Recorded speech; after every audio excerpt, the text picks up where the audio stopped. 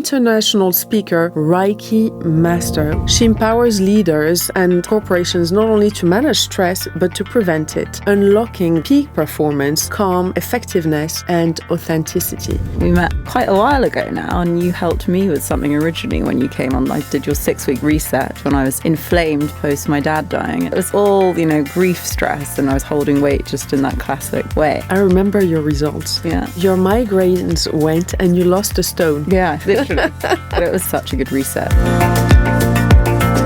Hi everyone, welcome back to the Eat, Burn, Sleep podcast. Today, my guest is the amazing Alice Law, whom I met quite a few years ago when she actually reached out to me to invite me on her podcast. And Alice is a master in helping people reduce stress in their lives. Alice Law is a stress management consultant, wellness expert, Sunday Times bestseller author, international speaker, Reiki Master, which I didn't know actually. And she's the co-founder of Unstressable. She empowers leaders and corporations not only to manage stress, but to prevent it, unlocking their greatest potential and fostering peak performance, calm, effectiveness, and authenticity. Alice, your bio keeps going on and on and on. I could keep reading. Thank you so much for being here today. Oh, it's so kind. It's so nice to be back with you because like you were saying, we met quite a while ago now, and you helped me with something originally when you came on. I did your 6-week reset when I was inflamed post my dad dying, and it was such a wonderful reset. It was incredible. So it's so nice to be back with you. I remember your results. Yeah. I remember people's results. So your migraines went and you lost a stone. Yeah, literally. But it was like all, grief stress, and I was holding weight just in that classic way, and it was just such a good reset. No other thing at the time that I tried keto, I tried all these, I won't say stupid things, but for me it just wasn't right. I just didn't need that. My body needed to lower the inflammation, and it was great. When cortisol is elevated, women cannot lose weight. So what happens for women is either we stop eating and obviously we lose weight because the appetite goes completely, and that can happen to a lot of people. But for most women, when we feel stress and cortisol goes up, we start layering fat as a protection mechanism. So it doesn't matter how clean your diet is, if you don't address the inflammatory processes caused by higher cortisol levels, you can't lose weight. Yeah, totally. And I totally found that. Even if I lost it for a couple of weeks, I put it straight back on at that time. So it's just like nothing was working till you came along, Yalda. So it was so good. So Alice, before we go through what you are doing today, you have been on my podcast many years ago, but now that we're doing it on video, and since you've done so much, you were already doing a lot, but you've obviously created this amazing platform with Mo, and it's amazing the impact that you're having around the world. I would love you to share a little bit your personal story, because we all are given a different hand of cards. And I often say this to my children. I'm like, I had this and this to deal with. Your dad had this and that. You're having a different hand of cards. And it's not a bad thing. Because if we were starting to play a video game and having won all the points, we wouldn't want to play it. Totally. So you had a pretty tough series of events in your life, and including loss, which led you to looking in and try to solve all this stress that your body was keeping reliving and going through. So tell me what happened, and how did you develop this method, and how did you transition to doing that and helping others? Yeah, I think it's really interesting that you say, we all get dealt these different cards, right? And I know I'm such a big believer, as you know, in spiritual path, and like everything happens for a reason to, elevate your soul, learn and grow when you start to listen to what the world's trying to make you pay attention to. And I definitely had to experience super ease as well when I was younger to realize the polarity of stress and how calm and happy and easy life could be in terms of yourself. So I had a very unstressful upbringing in my teens and stuff in that sense. I was very lucky, apart from my dad did have cancer when I was 3, but my parents were so wonderful that they just sort of covered it up and said he had the flu, and it was all passed off, and he recovered really well. But then when I sort of when I turned 19, the universe sent me to what I now sort of refer to jokingly as stress school. So I experienced loss in every aspect of my life, continually one thing after the other. So it started with my dad, who was a successful self-made entrepreneur. He had a really big struggle post the 2008 credit crisis, but he wasn't really sharing it at this time. He was of that very, generation where men provide, that's my identity, I'm the leader of the household, and he wouldn't ever share that with his wife and daughters, that he was struggling. And so he was forced to put his business into administration, and we were forced to sell our home, and I've had a lot of financial unsettling at this point. And it was during this time that my eldest wonderful sister Suzanne was diagnosed with cancer out of the blue, and she had 4 years of battling colon cancer. Recovered twice, but then almost overnight, I remember so clearly, she recovered 3 weeks before, and then we were going down to celebrate at her house for the weekend outside of London, and she'd just been for the sort of recheck like 4 weeks later, and suddenly she was terminal. And so it was such a shock, and tried alternative treatments. She was one of the first people who tried immunotherapy, and it did give her like another 9 months, but sadly it was, her cancer was too advanced at this point. It was secondary lymphoma. And so, yeah, we devastatingly lost her. And at that period in time, I was so stressed. My dad was depressed and drinking because he was, first of all, devastated watching his eldest daughter go through this process. He was reliving an awful period of his time where his twin sister died of cancer at the exact same age his daughter was, with the exact same children of the same sex. And he was just like, I remember him walking into the kitchen one evening to my mum and just saying, I cannot believe this is happening again, like literally, play for play. And so that understandably was a really traumatic time. And he, at that time, he had a legal battle against him from people we'd once thought of as chosen family for, some loss of investment years before, that he only managed to prove he was innocent years later. It was just, the whole thing was so stressful. It was like financial worries, losing your home, losing my sister. He was worrying about this legal issue, his health then. It was 4 days after my sister's funeral. My dad was then actually rushed to hospital because he'd been just lying on his bed, not moving from depression and grief. And he got a blood clot. But they scanned his body, resolved the clot, and they then found that he now had cancer again. And he just refused to treat it at this point. He was like, I've just given up on life. He was so sick of everything and so depressed. And I was, working for my old wonderful bosses at the time, who private financial services company. It was my job to quite literally remember everything for them. I couldn't remember my own name. I was just so stressed. And I had my boyfriend of the time had moved abroad and then cheated on me 3 months after my sister died, and we broke up. And I just was, at this point, Yalda, I was like, I don't even know which way to go. It just felt like I had stress in every angle of my life. And I was grieving my sister, but doing that classic thing that 20-something-year-olds do when they've just sort of left university, which is just go out and be with my friends. And my friends were doing it for that period of fun, but I was really doing it to escape and to try and numb as much as possible. But during that time when she was ill, I started to self-study a bit what I study now. And I was like, okay, well, I really can't change any of this. I was like, I can't bring my sister back. I can't make her better at the time. I can't make my dad happy. I really struggled and tried to force him to get therapy. I tried to, get him to get treatment for his cancer, always these different things. When I realized everything was out of my control, I was like, okay, well, the one thing I have control over is myself and my response. And so at this time, this was like, when I started reading about this stuff, I was 23 and I'm 35 now. And so that was like 12 years ago when I started just the curiosity of it. And as you can probably remember, like no one was talking about us on Instagram. It was not a period of time when now everywhere you go. There was no Instagram. There was no Instagram. It was like Instagram was like one photo of a friend and that was it, And it's like I would just self-study at the time. My old bosses would go out for long lunches and I'd be on YouTube and going to lectures and just doing all these things to try and make sense of stress, from the mind, from the body, from the soul, from the energy, emotions. And I eventually realized I could bring myself back to who I used to be. And I was like, oh, wow, okay, this is incredible. And then when I got made redundant, a little bit more stressed because my bosses left the UK market and asked if I wanted to go with them. And I was like, no, I don't want to be here. So they were like, what would you like to do? Thought I wanted to still be in fashion and do my own fashion label. And they said they'd help me set up anything I wanted at the time.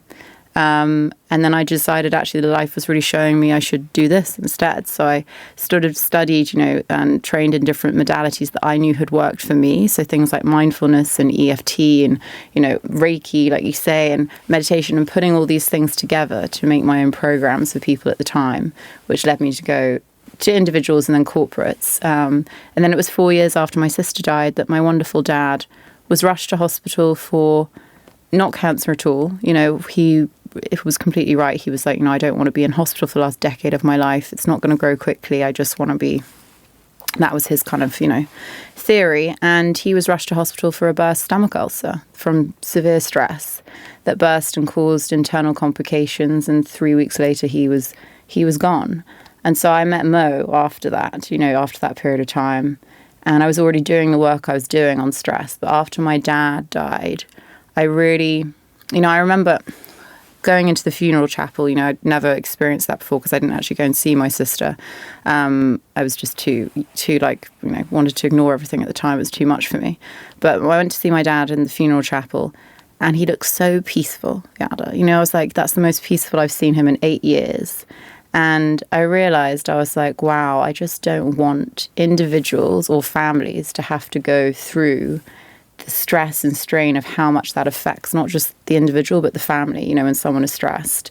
And it doesn't have to be this way. And particularly my dad was of that generation where they had no idea any better of any of the things we now, talk about and teach. And so that kind of solidified what was my mission, and then meeting Mo and starting Unstressable and writing the book was just such a great thing because we met, and that's kind of led it to different ways. But yeah, that's sort of in short but long the story.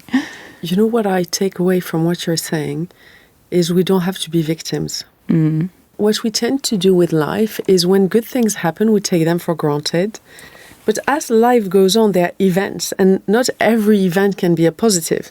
So we have events happening, and all the good ones, we take them and we take stock of them, and we're happy with them, and that's normal.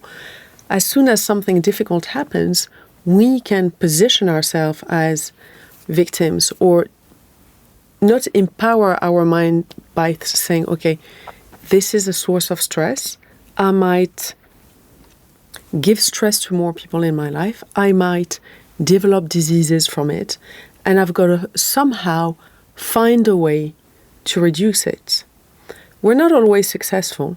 Something happened in my life 3-4 years ago, and it was pretty traumatic actually. I saw my mum in a coma. She had an accident. She was 3 weeks in a coma, and seeing her like that was traumatic. All I was looking out for was my ulcerative colitis symptoms, thinking I've got to be careful because, the body, there was this book written called The Body Keeps the Score. I love that book. Right? How all the processes change internally, and sadly, that's probably what's happened to your dad. 2008, the injustice he went through, all these things just started changing the processes of his cells in his body and trigger gene expression of cancer genes he might have been carrying. And I remember just focusing on my digestive system, being on the eat, burn, sleep lifestyle, just like this with the diet. And my tummy was fine. But 3 months later, I lost half of my hair. Wow. So the body does keep the score. I think up to a certain point, we have to accept that. But at the same time, do what you've done, which is you could have had your life completely destroyed by this, but you chose a different path. You said, okay, I'm a young 23-year-old woman, and I'm losing what is my everything, but I'm going to grab the bull by the horns, and I only have one life. I'm going to make this life good. I'm going to make other people's life better. I mean, it's incredible the wisdom you had at that age. Well, thank you. That's very kind.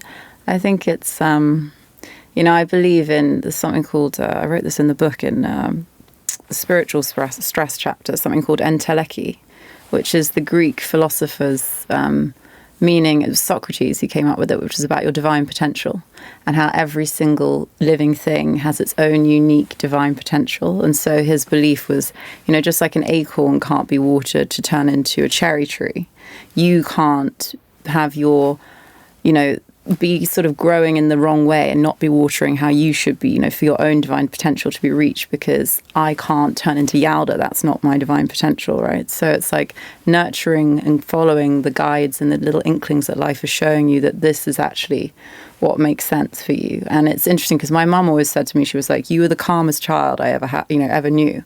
And so I've always been that kind of like way, and it's funny that this has like led me to be someone who actually talks to people about stress and trying to be the calmest version of themselves now. And I kind of it's all of, I think, following those little breadcrumbs about what is your uniqueness and your divine potential, and not being scared to follow them, because I think a lot of the time we think, well, who on earth, a lot of the time people say to me, like, Alice, like, how do I become a stress management consultant? And I'm like, I've made up this concept for myself, because you can't go to school and learn how to be a stress management consultant. I put together these different things like I was talking about earlier, and then made these programs. And I think one day I might, do that as a training. But it's funny because, you have to follow what's right for you, right? It's the same way you did from going from your career that you had once that was so different to what you do now. It's like chalk and cheese. So different. And like you, when I look back, there were little, signs that this is what I should have done. I've always been someone who is super caring. So my brother, who's 5 years younger than me, tells me, you mothered me from day one. Sweet. And I remember when I was 18 years old, I did something called Prépa in France to do a business school.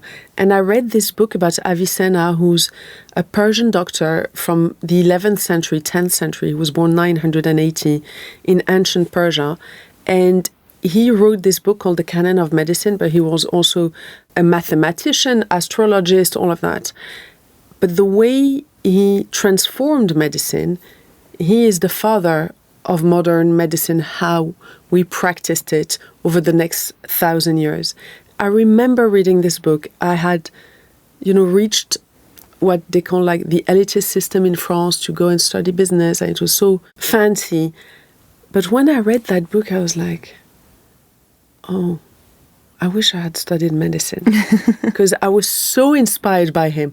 And somehow, and the other thing is I loved cooking, and I remember going to culinary schools in France, where all the students create this beautiful meal, pretend that it's a restaurant, and you pay like 10 euros and you're having a Michelin star meal because they have to train on somebody. I remember like being so obsessed with food that I would go and see how they studied. And I remember thinking, if I tell my parents I want to become a cook, I think they're going to scream. I can't, like in this family, it's not going to be allowed. And somehow I ended up doing something where I create recipes all the time and I help people heal. It's so funny. And if we just take the time to look, but I didn't want to do Eat, Burn, Sleep. I had to be convinced by people. So how did you find the drive to see the potential in you to do this? That's a really good question. I think I really like the way you phrase that, because I think seeing the potential in yourself is sometimes one of the hardest things. I think sometimes it takes someone else to reflect your potential to you, to make you to start to believe it at first and be like, oh, okay, well, maybe I can actually do this. And I think I worked with a coach at the time when I was first starting to like self-study all this, and he was a wonderful guy called Tim, and he is a very like performance-y male energy coach, and in that sense, and I actually really needed that at the time. I needed that like get up and go, like you can do this, like mindset stuff, rather than he's very soft as well, but like I didn't need someone to sort of like be like, oh, Alice, take your time, hold your hand, and I needed someone to be like, you can do this, like what are you talking about, kind of thing. And I remember I hated being on video at the time. It was like, you used to be like, right, you got to start filming videos, and I was like, I can't talk to the camera. Whereas now, it's like second nature going behind the camera or getting on stage. And I think it takes, I think for me, I knew I could do it, but I was a bit scared to sort of go against everything I'd been thinking I was going to do. I thought I wanted to be in fashion for years. I was still doing that on the side of working for my old bosses. And like, I really, was like, oh guys, now I'm going to do this. And my dad, I remember at the time, because he was so old school, he only got what I was doing when I did like my first workshop for a bank, because he could like logically be like, oh, okay, I understand this. Like, well done. which is just the way, like, it's such a classic, right, from so many different experiences for people. But I think, for me to realize my own potential, it really came down to as well actually nurturing that part of me, which is my soul, and really connecting to that and not listening to the fears of my mind. My mental stress is the one, I always work in 4 parts, as you know, like mental, emotional, physical, and spiritual stress. And my mental stress is the one I have to keep in check more than anything. That will always be my sort of demon to keep going, because my mind is naturally a worrying mind unless I really, keep it in check. And I think it was me trying to tapping into my soul and my intuition, and having the courage to follow my intuition is what led me to my own potential, because my mind was telling me, you can't do this. This is insane. At the time also, I got made redundant. I didn't know when I was next going to make money. Like, everything was just, I spent my last savings on courses and stuff I had. It was just one of those things where I remember my sister even saying to me at the time, you do realize, there's nothing after this, that's your £10,000 you're about to spend, is it? And I was like, I just feel it's all for the right thing. And she thought I was insane. And afterwards I met Mo, and it was just all these things just kind of lead to different things, right? But I do think as well, seeing your potential is by following your intuition, following the guidance of your own soul, having the courage to act against the fear, essentially, and to say to your mind, no, I know what you're telling me not to do, but is that fear or is that actually the truth? And usually it's fear. And if it's fear, then going with the intuitive feeling, that feeling of saying oh, I know this feels right. I don't know why, but I'm just going to follow that. And I have been lucky in having, even Mo helped me to see my own potential more later on. I remember I had this thing where I was like, okay, by the time the book comes out, because Mo's obviously an incredible speaker and is on stage all over the world, and the book kept getting delayed by the publishers, which again was one of those things that was meant to happen at the time, because it led us to creating our company together and all these different things, which we wouldn't have done had the book just come out straight away. But I remember saying to myself, I was like, when we first started speaking, before the book came out together, I would have my notes and I'd have, these little points, and I'd have to have that sort of, just as a safety blanket. I wasn't reading it like this, but I just needed to know it was there. And I said to myself, I was like, right, I will be able to stand on stage next to Mo by the time the book comes out without anything. That's what I need to be able to do so that we look like partners, not, that other way around. And so that was, by the time the book came out, I was like, I was able to do that. And now I don't even think about it. And I think he always encouraged me, he was like, you're a great speaker, you can do this. So I was just like, okay, I think it's nice to have someone else also reflect your potential, and everyone needs that as well. Thank you for listening so far. We'll be continuing this conversation in part 2, so make sure you're subscribed to the Eat, Burn, Sleep podcast so you do not miss it. In the meantime, for those of you who are not members of the platform yet, we have a discount code for all our podcast listeners. You can get 15% off all Eat, Burn, Sleep memberships. Just enter the code podcast15 at checkout on the memberships page on eatburnsleep.com. We still have so much more to cover, so please stay tuned.